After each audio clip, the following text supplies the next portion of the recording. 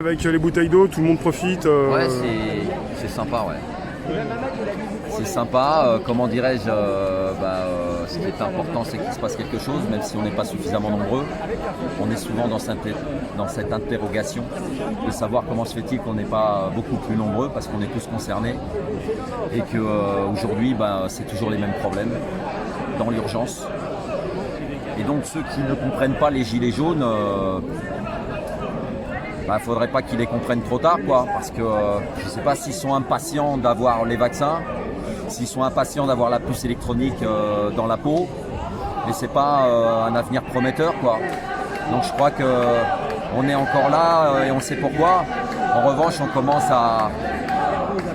à s'impatienter, on s'inquiète tout le temps, on est tout le temps inquiet de toute façon, hein, parce que c'est vraiment de l'avenir qu'il s'agit.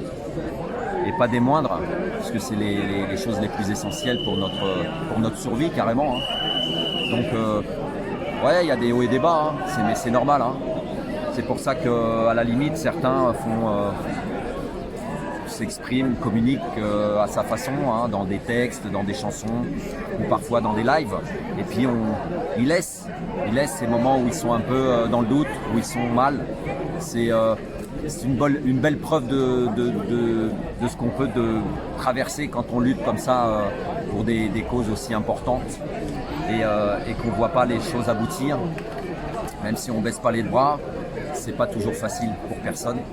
Donc on est content que ce soit encore dans toute la France, mais pour l'instant on n'est pas de plus en plus nombreux. On est vraiment tous concernés.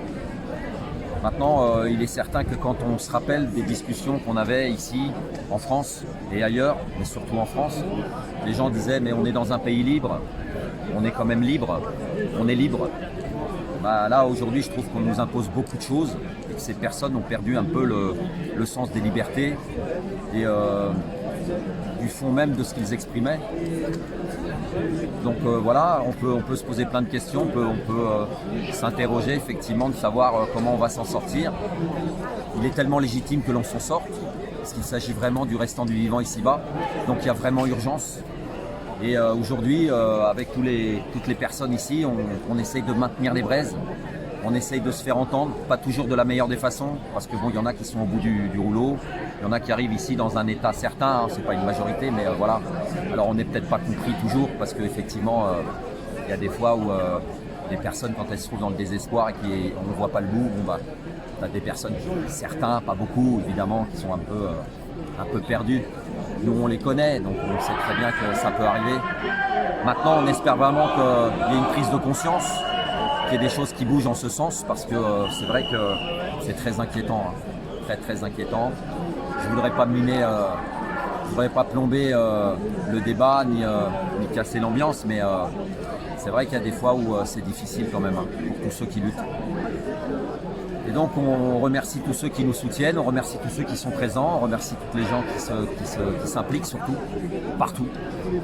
Et on espère vraiment, on croise les doigts, pour qu'on arrive à quelque chose, parce que ça en vaut vraiment la peine, quoi. Il s'agit vraiment de la survie des espèces, quoi, carrément. Je n'exagère pas, je déforme pas. Maintenant, voilà, c'est vrai que il y a des fois, c'est pas facile, même si on le montre pas. Voilà. Donc on est content que, comme je te l'ai déjà exprimé, on est content que tu sois là, on est content qu'on relate des faits, on est content de pouvoir regarder des témoignages un peu partout, qui relatent des mêmes situations de désespoir. J'espère que les gens n'ont pas oublié ce qu'ils faisaient il n'y a pas très longtemps. Je crois qu'ils ne le font plus. Ils l'ont fait tardivement, ils ne le font plus, c'est-à-dire applaudir à telle heure les personnels soignants. Il y a des tas de gens qui méritent d'être applaudis en France. Il y a des tas de gens avec lesquels on ne s'est pas montré compréhensif, notamment les gouvernements, le pouvoir. Des gens qui dans leur profession sont dans le désespoir depuis de nombreuses années, n'ont pas été entendus. Alors c'est pour ça qu'à un moment donné, ils sont sortis dans la rue en espérant être entendus, mais toujours pas. Et ils ont été, comme nous, gazés, encerclés, nassés, encagés, on dit l'encagement, je crois, hein, enfin, des termes un peu bons. On comprend qu'on est restreint dans nos mouvements, dans nos libertés.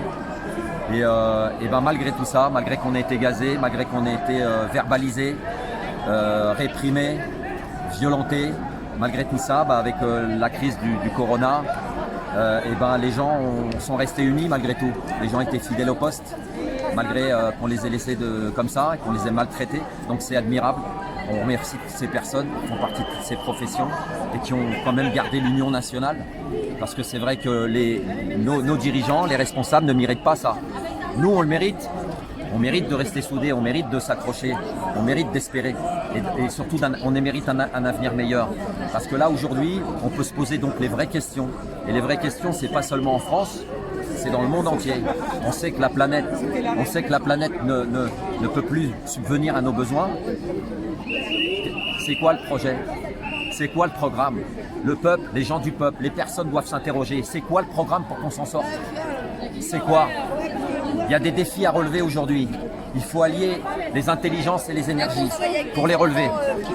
Aujourd'hui, vous pouvez vous poser la question aux responsables, au gouvernement, aux politiques. C'est quoi le projet pour sauver l'humanité par rapport au nombre de personnes qui se trouvent sur Terre? Plusieurs milliards. Donc c'est quoi le projet pour qu'on puisse tous vivre? Ça c'est une véritable question. C'est quelque chose que tu dois savoir. On sait que la Terre ne peut plus subvenir à nos besoins si on continue comme ça, de cette manière, à produire de cette manière, etc. On ne pourra plus nourrir tout le monde. Donc on doit se poser la question, les responsables, nos sociétés, qu'est-ce qu'ils ont prévu pour sauver l'humanité? C'est quoi le projet? On doit se poser les vraies questions, peut-être pour voir plus clair sur ce qui se passe aujourd'hui. Tout simplement. Voilà. Merci Patrice. Merci à toi. Et force à nous, avec le cœur.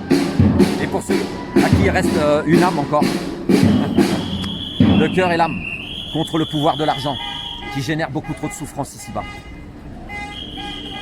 Le Seigneur, c'est la lumière et nous sommes les témoins.